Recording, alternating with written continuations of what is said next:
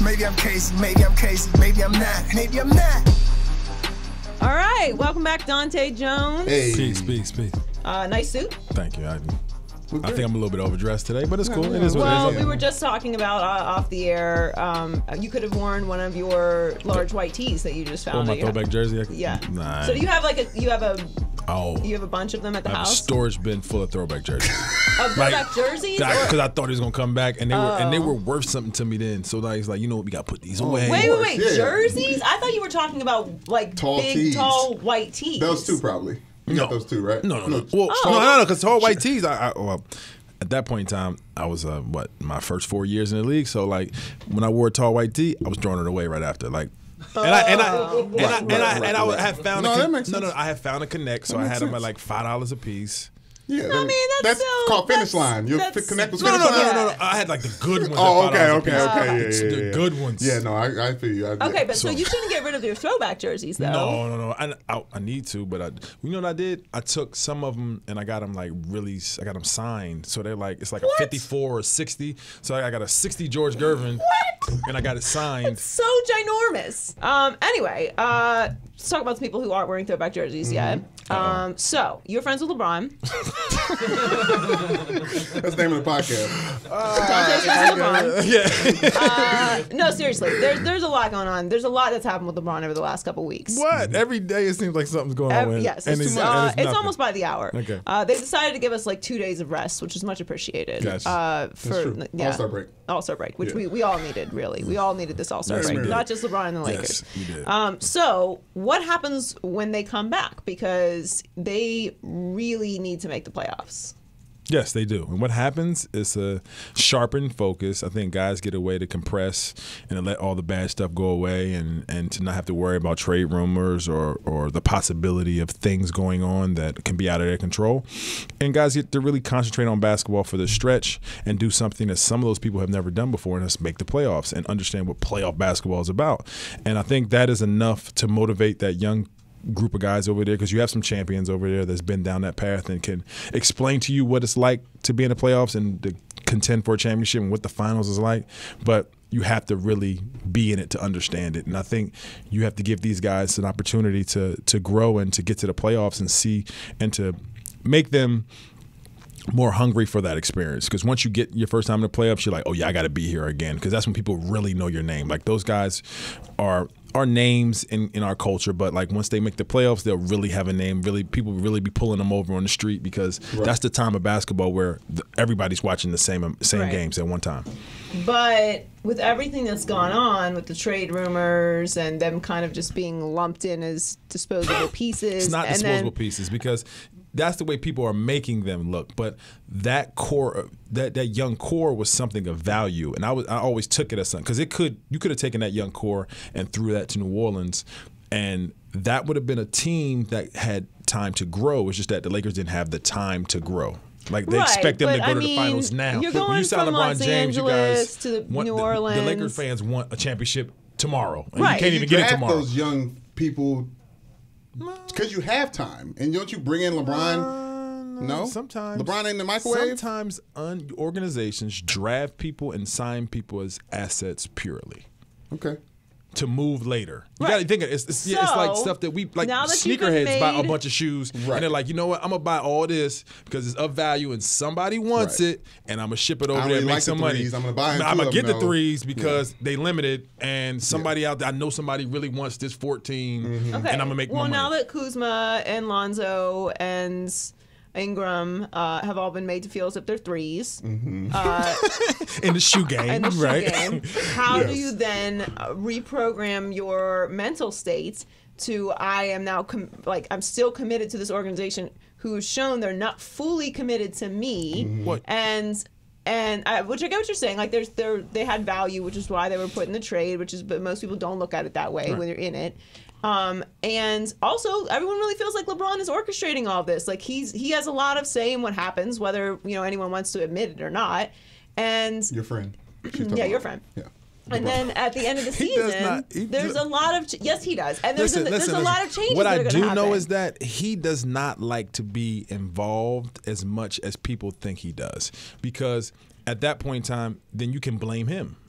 And yes, he has an opinion. And when you have a generational talent, like if you're running a team, you consult with a better basketball mind than yours, right? Like if you have LeBron on your team, you're going to say, you know, Brian, what do you think about this? Yeah. And you could take that as he has control of the team and he's orchestrating the trade. Like if you said, LeBron, if Magic said, LeBron, you know what? You like AD?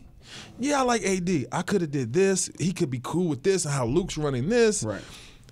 Is that orchestrating or is that my opinion? If you ask somebody who's great their opinion, it's not orchestrating. Well, I don't think he runs in with like, you know what, this is the trade that we got to do. Yeah. Get them out of here. I mean, he did run in like, you need to fire Eric Spoelstra. So me and Eric Spoelstra are not getting along, and that's part of communicating to the people that you sign a contract with. Like, you'll sign a contract and be like, listen, if you need anything, I have an open door. Come talk to me about it. Okay, me and Eric are not getting along, and this not going this way. This is what that open door is for, right? Like, that's what your manager or your boss says. Pat Riley, I would have promised when they signed LeBron, I bet my whole household on it. That, you know, if any problems, if things are not going how you think they should, my door is always open. Come talk to me. People say that, but they don't really and some mean people, that. and you're absolutely correct. And some people really use the door. Right. Like I tried to use the door one time, and they were like, you know what? Go back downstairs and figure it out. That's a figure of speech, Dahntay. But LeBron could be like, he'll find something. I didn't know you were so literal about everything. But LeBron probably goes in and uses his and voices his opinion, because you have to communicate to win a championship is more than just the basketball court and the front office. They have to intertwine and work together because everybody has to feel at home. Everybody has to feel motivated. Some people have to be massaged. Some people have to be looked after.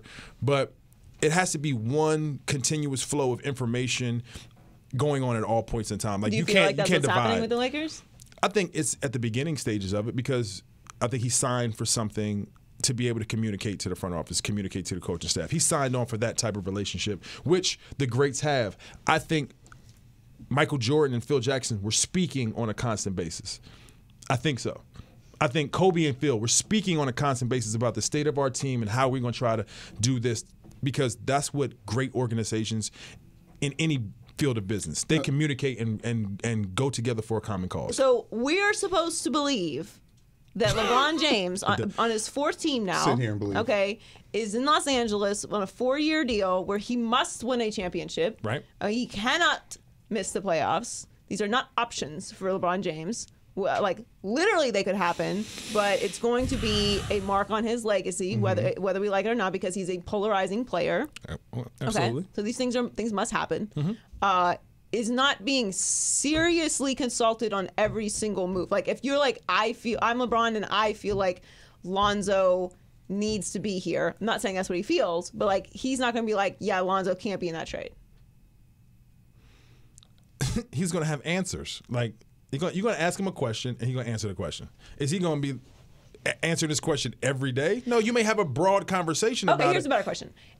More along what I'm getting to. Do you think that those guys who are in those trade talks, like in those trade packages, feel some type of way towards LeBron at all? Because, you know, you're put into a trade conversation, you have some sort of anxiety about possibly moving, and now you got to flip out of that. So maybe you feel some way towards the front office in some way or another. But do you feel that way? Is there any animosity towards LeBron, you think? I don't think so, because you look at who you're getting traded for, another possibly generational talent. It's not like you're getting traded for somebody like you. You understand what I'm saying? Like, AD. But do players think that way? Yeah, I don't think they're as. Because I don't think nobody as does. much of a space cadet as you're claiming to be. No, I don't think they're space cadets and like, you know what, I'm not AD ain't better than me. That's Nah, you got to look at yourself in the mirror and be like, you know what, AD is cold, and AD and LeBron would be something that I would like. Would you do it if you were Magic Johnson? And I think someone could look in the mirror and be like, you know what, I would not have traded all those pieces for Anthony not Davis. all of those pieces, but some. I would have traded a lot, but not more all than of people those. think? could you have gotten some of those on the free market? Quality for the product is actually going on the court? Yes. Okay, but here's Okay, the you situation gotta look at the that free the Lakers market. are in, though. That when you get LeBron James, it is a short-term solution to a championship. He's no longer building Magic, and the Lakers are no longer building for a legacy situation. They're building for a win a championship right now situation. LeBron is not going to play forever. He's got a 4-year deal. You got to win a championship within the next 4 years. So your young core is no longer as important as it was before LeBron got here. Right. So, and then if you're adding AD, you're adding a piece of a young core. Like, he's not an old He is man. 20 he is 25. So, okay, So I like that. once you would have added AD and you'd have tried to get another young superstar, and then you just fill it in with guys who know what they do. Role players, guys who are stars at their role, and you can get that on the free market. What about Luke Walton? What about Luke? Well, everyone's pretty much reporting that he's not going to get Don't fired, what which I about don't feel Luke? like he should be Let me fired get a drink. mid-season. Okay, Yeah. I don't feel like he should be fired mid-season. I don't think Brandon does either. You're absolutely It solves right. nothing. No. You're not going to bring in the person of the future Unless halfway through the you season. have who you want to be your coach. If you've made your mind up who you, because they obviously didn't hire him. So if you have who you want to be your coach, then you don't waste time. Okay, yeah, but I don't think If they you're going to do do a coaching search and you haven't designated who you want, then you wait to the offseason. Yeah, that's what I'm saying. Like, I don't feel like they have a replacement that's better than Luke Walton. Maybe there are some personality situations there. There are some out there because of the fact that you get coaches for different scenarios, right? There are coaches for a youth build, and there are championship coaches. It's true. So you can't put a champion, like you couldn't put Phil Jackson with the 76ers that were tanking. It wouldn't have worked. Right. Phil would have went nuts, and Right. expectations of those guys, the triangle wouldn't have worked because those guys don't know who they are yet. Like Joel Embiid would have just been in there. He's not playing. Ben Simmons was hurt. Like Phil would have lost it. Right. And he didn't do great in the situation in New York because he didn't have the talent. Now, he does well when he has talent, guys that I can use my system around. There are coaches out there that do well with talent and people manage and know how to work with talent. They don't know how to work with youth or build youth. Right. So I think Luke would be better for the building process. So do you think that Luke is there next season? I don't think so, but not at his fault, and that's not a detriment to his talent as a coach. Like, I think people think if Luke is fired, oh man, he didn't do his job. No, he was hired on the rebuild. Right. Well, I don't think I think that there's a lot of factors in this situation, particularly this year, that are not in Luke's control. Like, for example, LeBron hurting his groin. That can't control that. Can't control Lonzo getting hurt, and Rondo, and Kuzma having issues. Ingram struggling at the beginning of the season. All those things are out of his control. So I don't look at, and there's a lot of these situations where coaches get fired. I don't just look at the situation like, yeah, he sucked, it's his fault. There's a lot of things that go into the situation. But what about Luke's actual coaching? Because we always talk about the factors around him that don't make it his fault. Like, do you think he is making the right adjustments, and do you think his lineup is actually working? And do you think he's managed Lonzo well? Do you think that him and LeBron are actually on the same page? Like, do you think the actual coaching stuff is going well? I think it's going as well as it could because Why do I feel like you just gave me a political answer? I had to wait, digest yeah. everything that you just said. Like, I Okay. wasn't going to just shoot off and just say anything. It would be hard for you to be coached by somebody your age. Let's give somebody else in his draft. Dwayne Wade. Dwayne saying, you know what, Brian, I'm gonna be your coach. He has a better relationship with Dwayne Wade than he does with Luke, right? Yeah, I have a friendship with Dwayne Wade, so now he can maybe tell me something, but it still would be hard because it's like, you know what, like, do you really know what you're doing, bro? Like, honestly, like, are we really going? Is that Luke Walton's fault, or is that the person who's being coached fault? It's not. Look, but there's no fault here. Okay. It's just that you have to hire the right person for the job. You can't assess fault. The Lakers hire Phil Jackson. You have to hire. Like, No. that would be perfect. But No. you have to That's get it. LeBron and Phil Jackson have beef, remember? You got to find somebody that That's you're. back in the Posse. posse days. That's back in the posse days. You got to find somebody that your best player respects and listens to. I know for a fact that I got a coach out there with 4 finals appearances and a championship, and I know they have a relationship. I know that he respects him. I know. Why is no one Googling right now? He just gave us a clue. Tyronn Lue. Oh. Yeah, no, I've been saying Ty Lue though, Oh, and there's not like Tyronn Lue has Ty Lue, 4. Ty Lue Name makes another perfect sense coach. to me. Another coach with 4 finals appearances and a ring out there on the market. I'll give you time. I'll give you a couple of days. Except Phil Jackson. Like, Right, well, Phil Jackson's okay, not so an then option, but like, let's say LeBron has a relationship and he does listen to him, and he's been coached by him. The rest of the guys, like, they gotta listen to him because I've been here with you as a player. Right. I know he knows how to communicate to players. He knows how to listen to the player in some respect and kind of coach around the would players. Ty do that? Because he looked stressed towards the end of that. also, I think he's had some time situation. to decompress and I've been understand. I've been Like saying LeBron? Ty Lue, and everyone keeps looking at me like I'm crazy. I'm like, Ty Lue makes the most sense. I think Ty stands out because he has finals experience. It's one thing for applied knowledge rather than when we get there, like, I don't know what to expect. Yeah, and the way he won that finals. Right. Some coaching had to happen. And I'm the hardest on my friends, and I think we always are. Like, I was coached by Ty, and he impressed me on his preparation as a professional. Right. Being the ability to coach, but also the ability to communicate to the guys and reach them. Like, people think that LeBron was running Ty. I tell the story all the time of, like, we're in Game 7, and it's halftime, and Bron has played the whole 24 minutes. And Ty comes in there super upset and like, he ain't doing enough. Who we talking about? Like, we talking about JR? We talking about Amon? Like, he ain't giving me what I, and he's ticked off. And I'm like, dog, I'm about to lose it on him. No, you not. You just don't want to tick him off. I would have said, please don't lose it on him. Like, kind of massage it a little bit, say it the right way. Nah, he need to hear it. His first set of speech was to LeBron. You need to do more. You need to do more. I'm doing everything. I need more. How's the rest of the team reacting to that? They're looking like you looking now, like, so that puts everybody else on blast. Right. And then what LeBron does, he takes it, and that's the halftime speech. You need to do more. I need more from you. You didn't do this on this defensive play. You gave up here. If we don't win this, I need it from you. They gonna take that, and then he goes and gives more. Okay, so because he could communicate to the top. They need it from him because he's the best player, though, right? So from a player standpoint, because being a football guy, I've seen the negative effects on a team when your best player isn't your leader. And right now, but he is the leader. But right now, they're talking about the Lakers. They said Rajon Rondo run the Lakers right now. They said Rajon Rondo is the one leading this young core and teaching them. You saw how everybody reacted when he made that big shot in Boston. Who was hired to help the big three out? And Rajon Rondo when they went after they won their championship and they went on their run. Like, Doc Rivers hired Ty Lue to manage Ray, Paul, Rajon Rondo, and KG. All roads lead to Ty. Okay, so we've settled it. It's Ty Lue for the next head coach of the Los Angeles Lakers. Heard it here first from Dahntay Jones on the Maybe I'm Crazy podcast. That's my opinion. We wanted to talk about some other players, but who cares? Because let's just really just about LeBron at the end of the day. You're fine. Okay, but really quickly before you go, do you think that the Lakers make the playoffs? Yes. Do they lose in the first round? Depends on the seeding. If they can move up to 7, and now you got like Denver, I think they can take that Denver in 7 games. Okay, and that gives them confidence. And that gives them confidence. Team like and then that. now you don't know who. Now you don't know what happens then, because now if the young guys get playoff confidence, Do you think they can make stars it are built in the 7? playoffs. I think they can. 7 and 8 are not that far apart. You know that Vegas is not even giving them a chance to make the playoffs. That's cool. Vegas knows everything. Nah. Vegas can tell the future. Vegas didn't think he was going to get a ring.